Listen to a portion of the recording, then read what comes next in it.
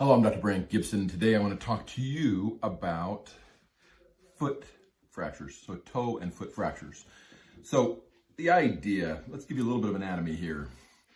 As you look at the foot here, there are multiple bones that you're actually worried about. You've got the phalanx, there's 2 in the great toe or the hallux, then there's 3 in every other toe. And any of those bones can actually be fractured. A lot of times people ask me, if you have a toe fracture, is there anything that you can do?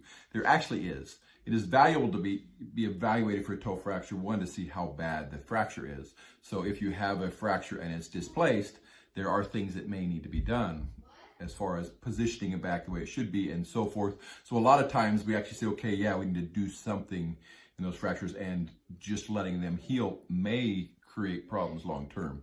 So you want to get it evaluated, you want to get it x-rayed and see how bad the fracture is. And then the option is, okay, what do you need to do if it is fractured? And it's not a problem. You don't have to do anything major. Truthfully, the best thing is to buddy splint the toe. So you take the second toe and you tape it to the third toe, or you take the third toe and tape it to the second toe or the fourth toe.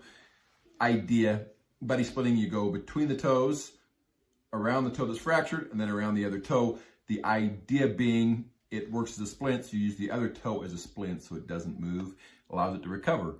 Fractures take 6 to 8 weeks to heal. So even in a toe, you're going to be splitting it like that for at least 4 weeks. A lot of times it will be closer to 6 weeks.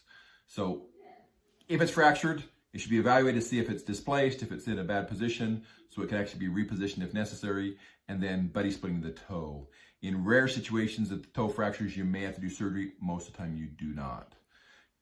Fracture number 2 would be the metatarsal. So behind the phalanx, you have the metatarsals. In the middle of the foot, they're the most common stress fracture locations. They also can be really problematic because this is part of the area of the foot that supports the foot the most.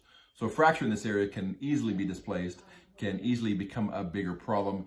And if it's not treated early enough, sometimes it will displace even though it wasn't displaced initially. So if you have a displaced fracture, it needs to be repaired. Or if you don't take care of it, it may displace and you may have to repair it as well. So again, metatarsal fractures, you're worried about displacement. Often it may require surgery if it is displaced, which includes pinning and screwing and so forth to get it back to the position it needs to. The goal of these fractures is to say, okay, I want to get you back to normal functioning, normal activities, and truthfully get back to doing all the stuff you want to do.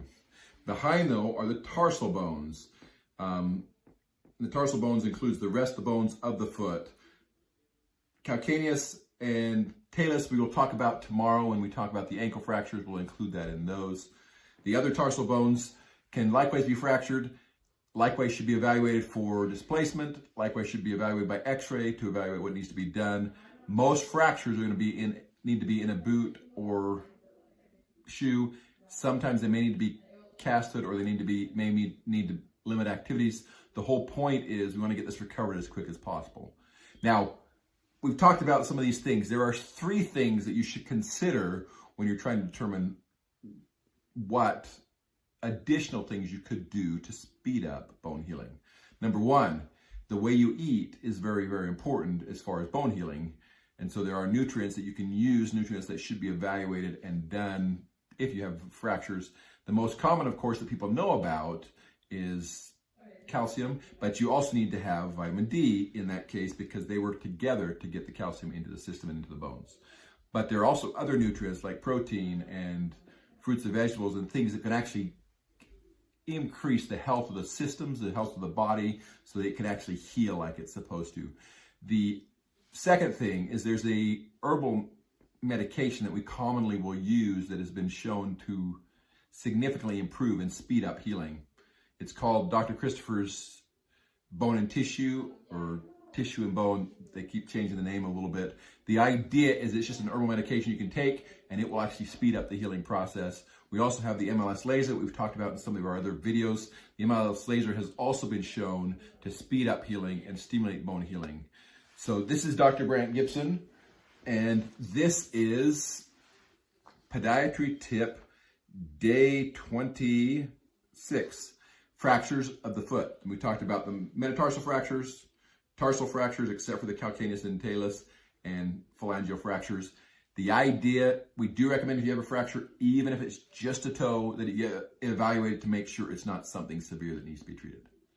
Again, this is Dr.